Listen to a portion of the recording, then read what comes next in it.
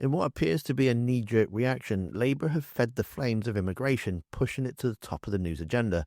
Problem with this strategy is now you're not only taking on Reform on their home turf, but also Robert Jenrick, and this gives him a perfect excuse to be a massive racist and try and rile up hate and division in the country.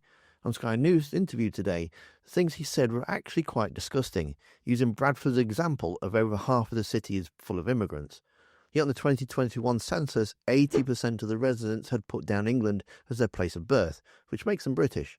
So it's clear why he used that as an example, and it's just nothing but racism. Thankfully, Wilf from Sky News actually pushes back against this.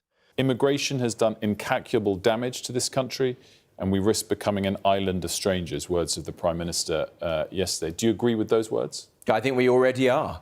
I think there are certain places in this country where people are not living side by side, where we are a very divided, segregated society. If you look at the centre of Bradford, for example, 50% of people were not born in the UK. If you look at the centre of Luton, almost 50% of people only arrived in the UK in the last 10 years. If you look at parts of Dagenham, the white British population has reduced by 50% in the last 25 years. Is that a problem? So I think, well, the pace of change is immense, and people are sick of that. People want to see mass migration ended. They want to return to the levels of immigration that we have enjoyed as a country. Why is it a problem if the percentage of white people has fallen or risen? Because you can't successfully integrate people at this speed into our country. But why does the colour of their skin matter? It's not about the colour of someone's skin. It's about whether or not someone has just arrived in our country.